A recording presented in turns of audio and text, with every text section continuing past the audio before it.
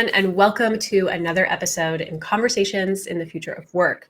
I am your host, Rachel Cossar, and today we're actually going to take a deep dive into the world of education and educational assessments and how technology and AI are coming into that space and pushing it forward or in some ways holding it back. And I'm very excited to welcome our guest, Tim Burnett, on the show. So Tim, welcome. Hi, welcome. Great to be here.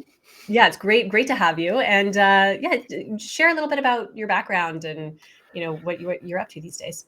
Okay, so yeah, Tim Burnett. I'm a member of the assessment community. Really, is the kind of main function of what I do, and that means that I get quite heavily involved in anything really exams and assessment related, particularly the use of technology, whether it's using traditional forms of assessment, but using technology to power those, or making the kind of big switch in the transition to on-screen computing exams and online exams. My background really is I was a design technology student at university. I did education as part of that, and I did some teaching.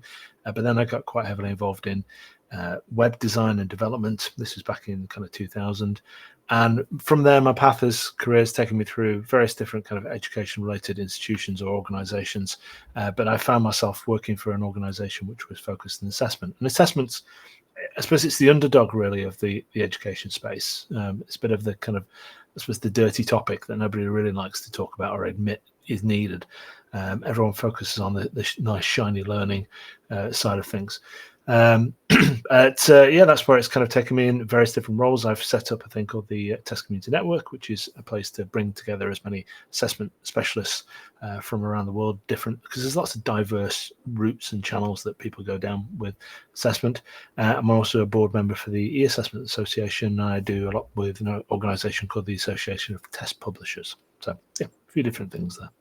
Awesome. Great. Thank you. And because the first question is going to actually take a deeper dive into, some of that assessment work, can you just give a few examples of like what you're talking about specifically with assessments? Like, is this something that's global? Like, would people in North America also experience these assessments, or is it like at what level do people experience these assessments, or not at all? Like, people involved in assessment at every stage really of their life. I think certainly as you get older, you may start to become slightly more disconnected from assessment cycles. But in schools, in teaching, in primary and secondary, K through 12 as it's called, you will be taking both formative and summative based assessments. Formative is what your teacher is using as part of the learning journey, so using assessment for learning as part of that process to monitor and check on your progress as a student through that learning experience. And then you've got the summative cycles, whether it's your school leaving examinations, your college entrance examinations, university examinations. There's lots of different kind of tiers. And then it goes on beyond that when you into adult education. And I think this is something we're going to see more of, because the days of you going into one career and staying in one career path for the rest of your life is hugely changed. And particularly as we're going to talk about AI and how that is changing the world of work at the moment. But if you want to secure that new job and you need to, whether it's a license to practice in something or do a particular role or job, then you're going to have to potentially take an assessment as part of that cycle, and it's part of the kind of career development. And like I say, formative, it can be formative where you gain some feedback along it, or it can be a summative process where you're awarded a certificate or something at the end of it, and that's it. There is no cycle. And what's interesting is that there is more of a call now for more feedback, regardless of the where you are in that journey, to make, I suppose, more formative assessment than summative assessment coming up.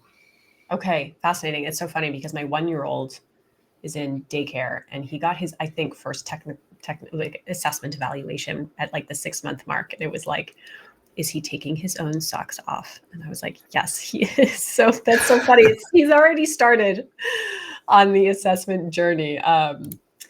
So it's fascinating because obviously these assessments are so pervasive and so critical to the way people move through education and academia, and AI and technology come on the scene. And like, how are they, like, what is, the disparity or like the gap that you experience between maybe where assessments are currently and where AI or tech maybe wants them to be? Well, so assessment has traditionally been quite a conservative field. It's not seen that much progression and change. There have been, big innovations in assessment. Online proctoring was something that was around for a while, and then the pandemic suddenly threw it into the limelight, and that with it brought some AI technologies in as part of there. Which interestingly, there was more of a pushback on that during that cycle and that process. It has been used for large scale marking exercises where you've seen human marking has been replaced by AI in some places, where if you're able to train the AI model based on the responses that are given, then you can rely more on the AI to actually undertake those kind of experiences. But I think this is one of the challenges. Learning, I mentioned kind of learning is always the kind of shiny thing. There's a lot of innovation goes in learning, and learning's constantly evolving and changing as we, I suppose, understand more about the psychology of people and how work and what works best for others. And the idea of personalized learning is something that's come up a lot more as part of the assessment world. I'd say assessment, because it has to make the right judgment call, because it has to be valid, fair, and reliable. It's been something which has always been a little bit guarded against too much fast-paced innovation. And people always often, why aren't we taking more exams on computers? And there's lots of other variables that kind of thrown into the mix. Whether it's access and diversity of access to computers in the first place, there's the question types that are in there, how the assessment is written, whether it's something that's prepared beforehand, is it something that's taken on demand, or is it something that's taken as part of a kind of an end of a series, so June exams or something like that. And that all these things kind of influence the style and approach that you might take on assessment. And I think at the moment the big issue at the moment is that we've gone through a cycle where there's obviously people talk about rote learning, and the idea of knowledge-based assessment is actually quite a low level on the Bloom's taxonomy piece, being able to regurgitate facts, etc. And AI's come along and in a way replaced that need for that knowledge. Right. And as we move forward into a future where we're going to be more augmented by the use of technology and AI, it's really thrown the whole education system, particularly I'd say universities, is probably one that's, the idea of generating an essay for a submission, the fact that you can get AI to create something, as almost as PhD level as we're seeing with, things like the O1 and O3 releases. Now it's really thrown the whole space into turmoil, and you've got this, we're kind of stuck at the middle of this at the moment, so whether or not we move down the route of further locking down examinations, assessment, and almost some people have said let's go back to paper-based exams in big kind of school hall size settings, or whether we try and just embrace this technology and move with it and move forward. And it is dividing the industry, I think, at the moment. Yeah, so that's fascinating, because I mean, this idea of rote learning. Did you ever read, what's his name? It's like Richard Feynman. Is it Richard Feynman? Did you ever read his book? No, I don't think so, no. So he was a physicist who was involved in the Manhattan Project and and all that crazy stuff. But he went to Brazil and sat in on a lecture in one of their central, national universities, and was shocked that people were just regurgitating facts based on textbook. People were able to answer the question when it was asked a certain way, and they all answered it the same way, which was what had been written in their textbook. And he realized they actually didn't know, they didn't know anything. Yep, not right? Process it. Yeah. Right. And I thought that was fascinating, because that was a while ago. That was in the 1940s. Right. And so this issue of, because when I look at some of the things that AI does and the way most people interact with ChatGPT and things like that, is these underlying skills of critical thinking and being able to process something or take a step back from a piece of information and understand where it came from and whether or not you agree with it. Those types of things, I think, like the things that you learn in a liberal right? A liberal education, like political science or something, right? Like those things I think are so important. And I feel like they've really come front and center again. And to your point, it is even more so less about like remembering these facts and actually developing the ability to think and question and, you know, develop or like debate, you know? But see, assessment is about measurement. Yeah. And yeah, that's one of the reasons why it's easier to measure facts and Of people's course. ability to regurgitate facts and things like that. It's harder to measure metacognitive skills and critical thinking, those kind of things. And so it's kind of one of the purpose of the assessment is always a big driver as to, I suppose, how you approach it and the style that you take and the assessment questions and the what is it that you do in the assessment for? And you need to have, to be a fair and valid assessment, you need to have good purpose for that assessment. Because if you just do an assessment for assessment's sake, then you're going to make mistakes. I think you're not going to have a perfect learning cycle. So, yeah, I think we're changing. I think the big thing is we're changing, aren't we, as a society in terms of, or we will be. I think not everyone's woken up to this fact just yet, but how we access and process knowledge and work with it, is going to have a dramatic shift on, the day-to-day working lives of everyone, and therefore the skills that we need in education. And I think my worry is, we might, I've got 3 and a 7-year-old. I don't necessarily think the education system's woken up and caught up to the idea that things are going to be significantly different in 10 to 15 years. Right. And on that note, so let's say you could like wave a magic wand and make change quickly and safely and whatever. Like what do you think would be the best way to leverage AI to enhance, the current educational assessment experience?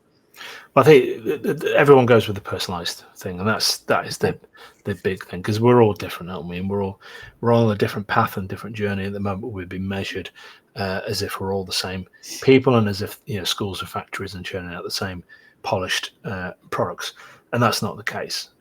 So ideally, you want to be in a situation where everyone has a personal learning experience, has a personal assessment experience as part of that, because assessment is still very valid in that process of making a call. But how you are assessed could vary from person to person, whether it's someone doing a presentation, whether it's someone doing an essay, whether it's someone doing a practical activity, kind of performance-based or simulation.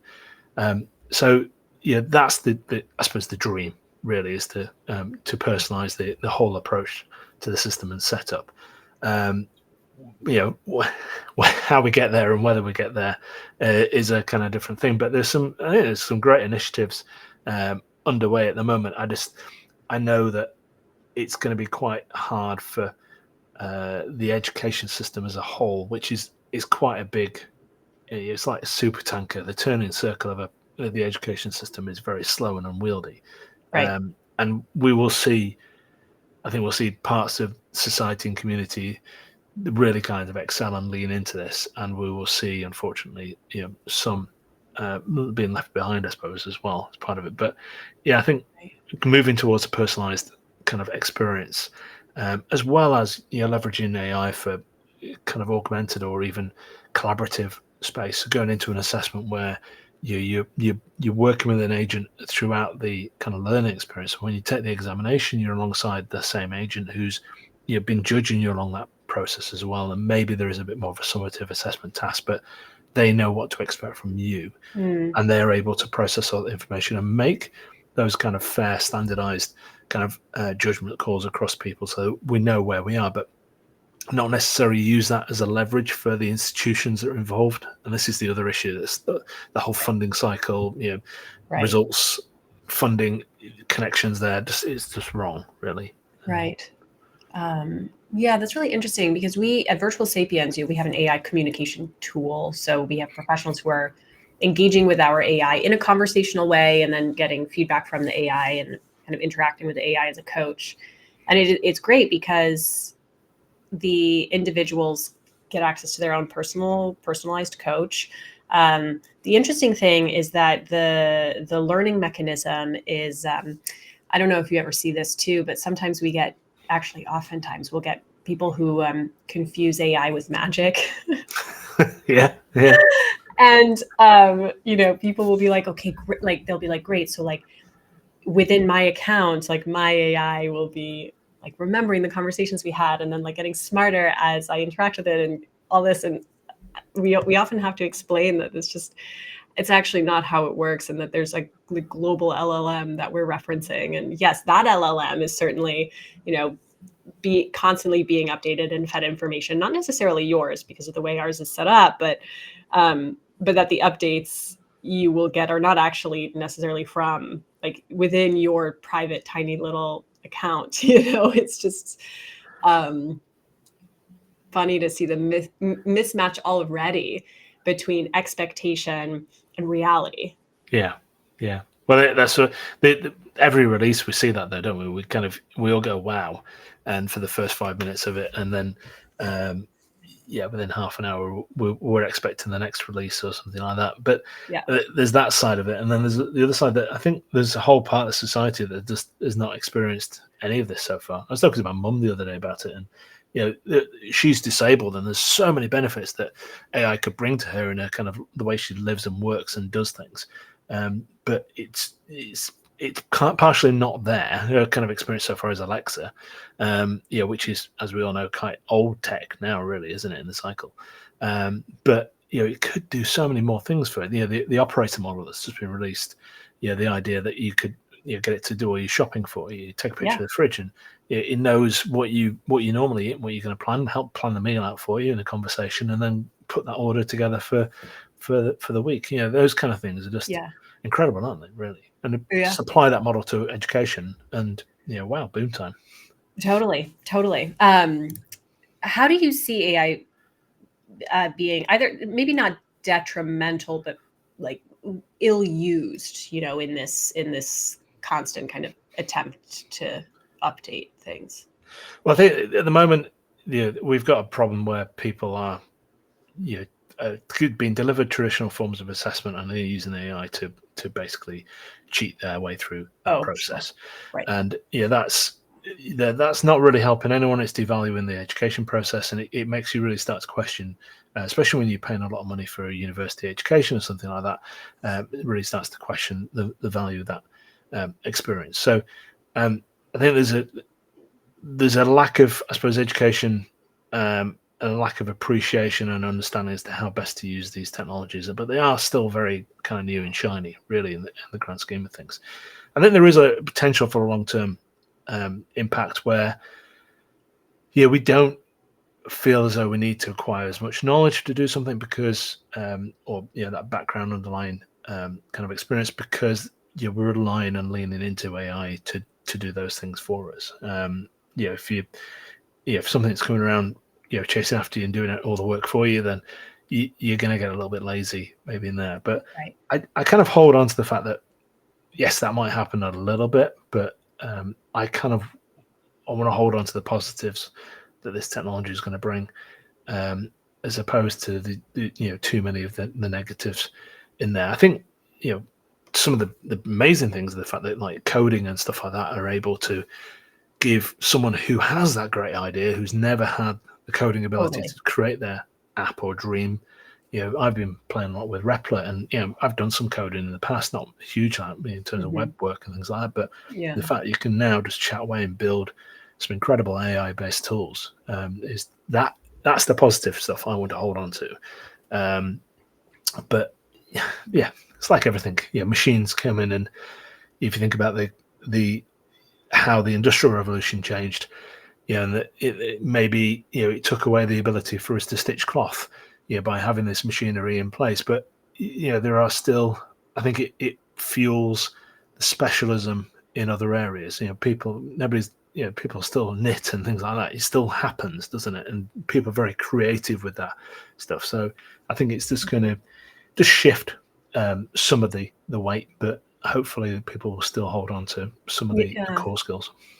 Yeah, I mean, it's so interesting how things like change and evolve, right? Because the point about the knitting and the sewing, right? Like, what was it? Like any of these like recent tech, like big leaps forward in technology, or just advancement of machinery, right? Like there's when when the internet came online at all, right? Like I think there was a lot of fear around some of that in general, and when the car, like the motor vehicle, came online, there were probably lots of people who were like steadfast horse, Yeah. Um, I read a book recently, The Victorian Internet, and mm, about the kind of wireless and telegraph service and how that yes, changed and impacted. And it's fascinating to see it. And I think some of these things are, there's several different comparisons you can make in history. People have often yes, talked about the space race, in terms of the funding that's needed for AI innovation. The damage that could be caused by AI, and compare it with nuclear bombs, and the fact that the nuclear bombs were very hard to create and develop, and was a government-based thing. But we're seeing this has been a lot more of a, I suppose, the democratization of this fact, and we're seeing, whether you believe or not, but rumors this week, about deep sea, DeepSeek and things like yeah, that, about how they've been developed, and the totally, potential, and the fact that you could totally. put these models locally, and the Jetson Nano, and this kind of cheap technology that I've ordered one. It's not arrived yet, but I could have an AI computer on my desk for 250 quid. It's just Right, it's incredible, where it's kind of going to go. totally. But yeah, it's a Yeah. fascinating time, isn't it? No, it really is, and the deflationary and pressure, I guess, of technology is what's so fascinating. And I do think that the DeepSeek stuff has been really fascinating, Mm. for the US to like, because I mean, of course, there's still so much that's up to like understand with Yeah, that, yeah. but There's a lot more that's going to come out about this, I think. right, like, Yeah. so, but you're kind of like interesting, like, so who knows, but yeah, fascinating. um Last question. So we've touched a little bit on this, but I'd like to kind of tweak the direction of this and ask, globally across the education space, are there like you mentioned that some, at least in some sectors, like on the learning side, right? Things are shinier and move a little faster. So even just within the assessment side, like, are there countries who are leading the way? Like, and how does change typically happen? Yeah, it's interesting that. So in terms of the assessment space, there is quite a difference between, I suppose, across the pond, between kind of Europe and America, for instance, or North America, and how exams and assessment has evolved over time. In America, there's been kind of multiple choice based evolution, and it's been a lot more where people have made that step into it because multiple choice is slightly easy to do it. There has been more of a technology kind of innovation in that space. In Europe, it's been more kind of open book, open question, a long response, a bit of multiple choice, maybe used in a kind of foundation level kind of space. And so it means that how people are innovating with these kind of technologies is each through quite different, really. The potential for AI to mark and process open response and essay response based answers, or even performance based answers, is very different from how it can be involved in the evolution of multiple choice type examinations. It's probably going to be more there for generating items, because it doesn't need, marking of multiple choices is more of an automation process than an AI process, because it's kind of right or wrongs.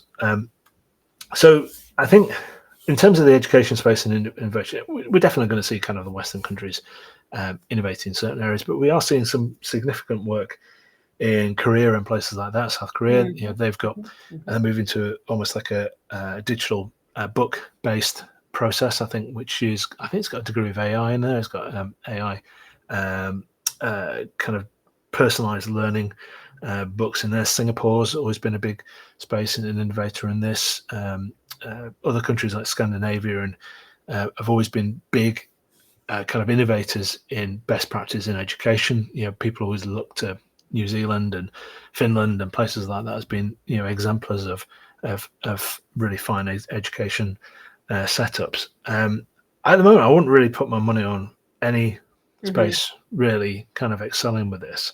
I think it's not going to be a regional based thing. I just think we're going to see groups and communities within it which have got different drivers. If you're in a state-based education system, you're held back by the traditional limits of access of technology, limits of access of bandwidth in schools. Those kind of things are all still going to be to play for there. Independent schools, they can have different drivers. Private education is going to have different drivers. Right. I think we are going to see more of kind of personalized tutoring style tools and personalized tools to assist students in there, because that's always been a kind of premium, right? Opt-in, mum and dad paying for your private maths tuition for the week, those kind of things. And we're going to see a lot more of those kind of tools coming out, which are really going to aid and guide people through the education space. So, it's evolving, it's changing. I think assessment, though, will still be a little bit behind the rest of the world in terms of adoption, just because it's so critical. The creation of assessment takes a good few years. If you're creating an examination, there's so much research. You've got to get the subject matter experts involved. You've got to make sure it's fair. You've got to ask generate the questions. It's such a big cycle that there's people working on assessments now that will be in place in 3 years' time or 5 years' time, which won't have any kind of flavor of AI in among them. I think that one of the big areas, though, we'll see a big surge in is the analytics and the ability to look at whatever is going on within the education space, to be able to process that and turn that into assistive information for teachers. I think there's always that kind of worry that within the education that teachers are going to be replaced. Do you still need teachers? But they have such an important role. I'm a teacher at college for 3 hours a week, and it's less about the knowledge of the subject and it's how you mentor and nurture, and those are the kind of soft core skills that are important as part of the process. So I think education is going to continue to evolve. It's going to evolve with hopefully a lot more personalization in it, and it's going to I think it's going to be very exciting. It's going to be one of the areas that's hopefully is going to benefit the most from this innovation. And people kind of talk about, I think famous Dan Fitzpatrick talks about infinite learning and those kind of things. There's so many opportunities for education to just blossom.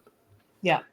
So, well, I love that. I love that note of positivity. I definitely agree. I think we're just at such a wild turning point, or evolutionary point in our world, and it's amazing to get to witness it all and participate in whatever way we can. Right?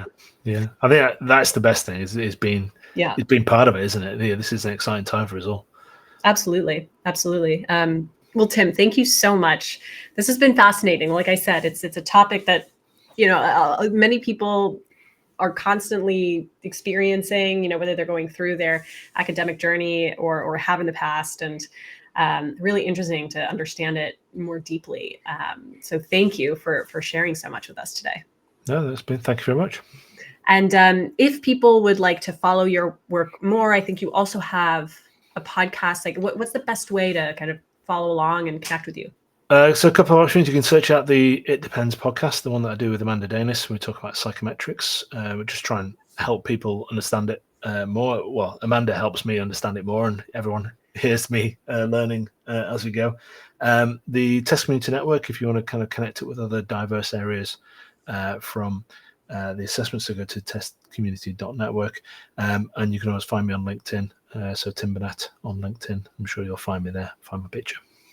Wonderful. Great. Well, thank you again, Tim. And as always, thank you to our listeners for tuning in, and definitely, reach out with any questions you have for myself or Tim.